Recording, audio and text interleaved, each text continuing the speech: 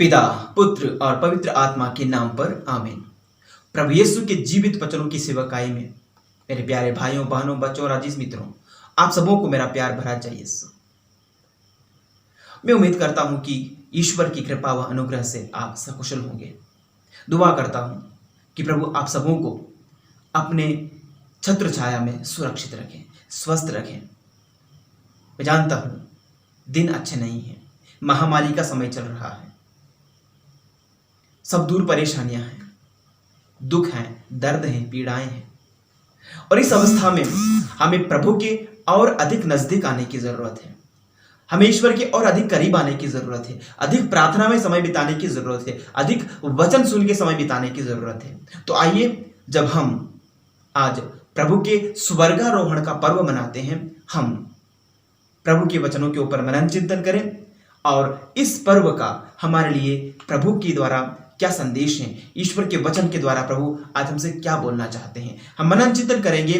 प्रेरितों के कार्यकलाप अध्याय 1 वचन 1 से 11, इफिसियों के नाम संत पौलुस का पत्र अध्याय 4 वचन 1 से 13 और मार्कुस का सुसमाचार अध्याय 16 पवित्र वचन संख्याएं 15 से 20।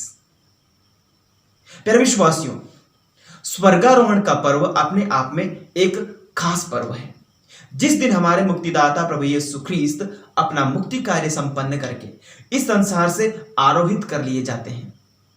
स्वर्गारोहण की जब बात आती है, तब यहूदियों के ब्रह्मांड शास्त्र को समझना गौरतलब होगा।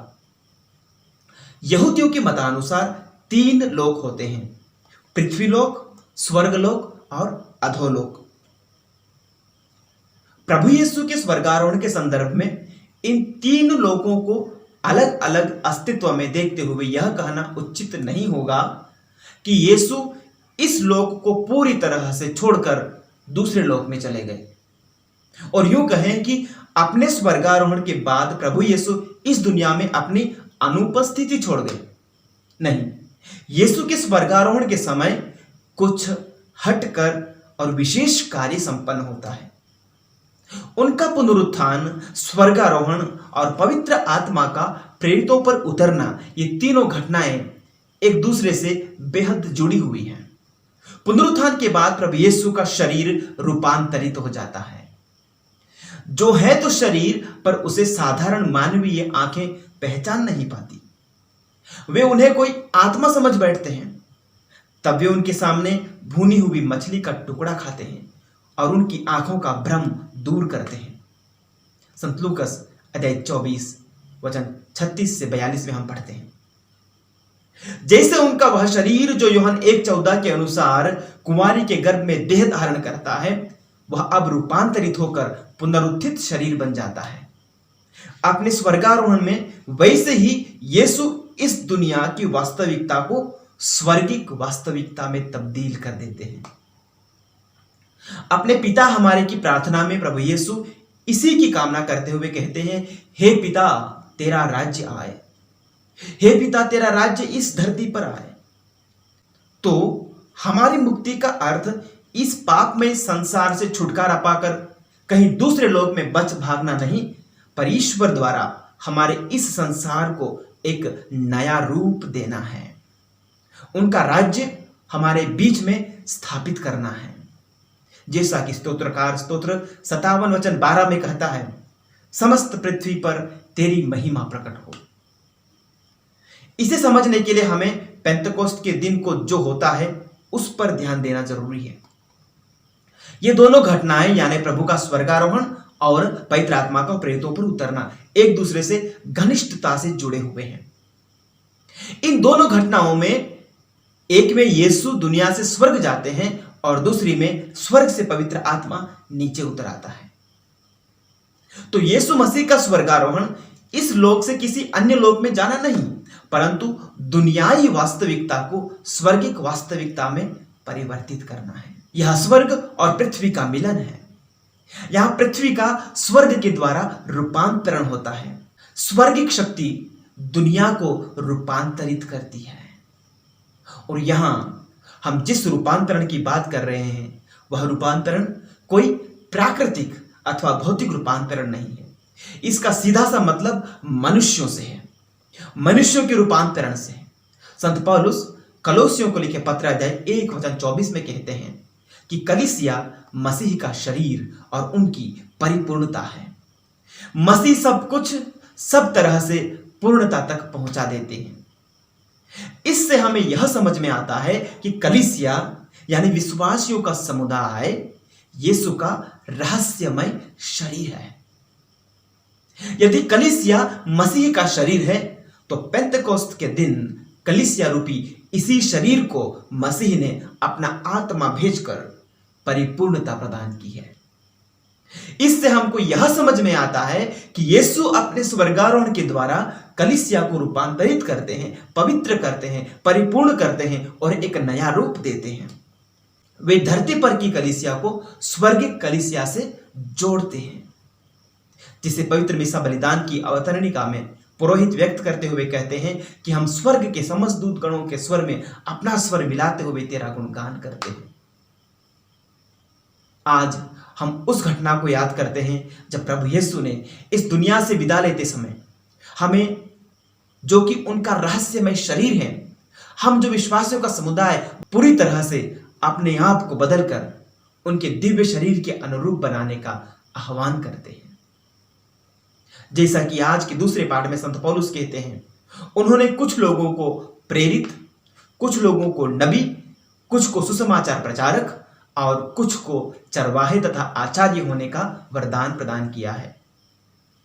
इस प्रकार उन्होंने सेवा कार्य के लिए संतों को नियुक्त किया, जिससे मसीह के शरीर का निर्माण तब तक होता रहे जब तक हम विश्वास तथा ईश्वर के पुत्र के ज्ञान में एक नहीं हो जाएं और मसीह की परिपूर्णता के अनुसार पूर्ण मनुष्यत्व प्राप्त न कर ले। यही है आज के पर्व का संदेश कि हम पवित्र आत्मा के द्वारा अलग अलग वरदानों और कृपाओं से नवाजे गए हैं। हमें अलग अलग कार्य करने के लिए चुना गया है। उन्होंने कुछ लोगों को प्रेरित, कुछ को नबी, कुछ को सुसमाचार प्रचारक, कुछ को चरवाहे तथा आचार्य होने का वरदान दिया। कुछ को मजदूर, कुछ को किसान, कुछ को शिक्षक तो कुछ को विद्यार्थी, कुछ को डॉक्टर तो कुछ को इंजीनियर, कुछ को वैज्ञानिक तो कुछ को राजनेता और कुछ को शासक। हम जो कुछ भी करते हो, पर हर कार्य के पीछे एक मकसद है, और वह मकसद है जैसा कि संत पौलुस कहते हैं, इस प्रकार उन्होंने सेवा कार्य के लिए संतों को नियुक्त किया, जिससे मसीह के शरीर का नव निर्माण होता रहे। मसीह के शरीर का निर्माण करते रहना ही हमारे मानवीय जीवन का उद्देश्य होना चाहिए।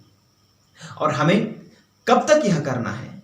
संत पौलुस कहते हैं, तब तक जब तक हम विश्वास तथा ईश्वर के पुत्र के ज्ञान में एक नहीं हो जाएं और मसीह की परिपूर्णता के अनुसार पूर्ण मनुष्यत्व न प्राप्त कर लें। पूर्ण मनुष्यत्व प्राप्त करना हमारे जीवन का अंतिम उद्देश्य होना चाहिए। हमारे जीवन का अंतिम उद्देश्य होना चाहिए पूर्ण मनुष्यत्व प्राप्त करना। अभी हम अधूरे हैं, हमारी बुद्धि अधूरी है, हमारा ज्ञान अधूरा है, हमारा प्यार अधूरा है, हमारे रिश्ते अधूरे हैं, हमारी भावनाएं अधूरी है, सब कुछ अधूरा है। यदि हमारा यही हाल है तो इस लक्ष्य को हासिल करने में हमारी कौन सहायता कर सकता है?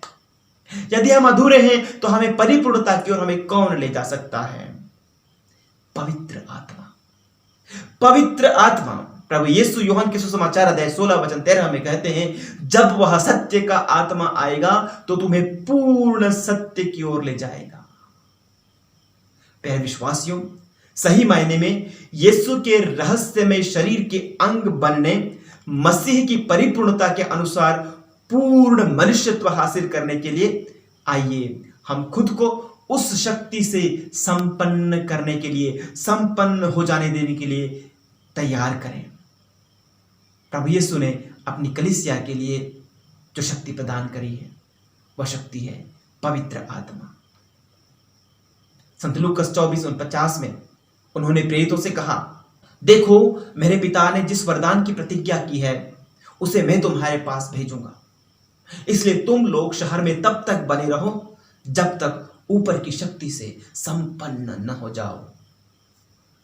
यीशु के आदेश को मानते हुए वे स्वर्गारोहण के बाद अटारी में यीशु की मां मरियम के साथ लगातार प्रार्थना व तैयारी में लगे रहे। और पेंतेकोस्त के दिन उस आत्मा के अभिषेक से भर गए। आइए हम भी उस आत्मा से भर जाने के लिए खुद को तैयार करें, ताकि आने वाले रविवार को जब हम पेंतेकोस्त का पर्व मनाएं, प्रभु अपने पवित्र आत्मा से हमको भरपूर कर दे, ताकि हम हमारे जीवन में सच्चे अर्थों में प्रभु यीशु के शरीर के अंग बन सकें, उनके रहस्य में शरीर कलीसिया के सच्चे अंग बन सकें। हम हमारे जीवन के द्वारा यीशु के शरीर को, कलीसिया को अपनी परिपूर्णता तक पहुंचाएं और हम पूर्ण मनुष्यत्व को प्राप्त कर सकें। आमीन।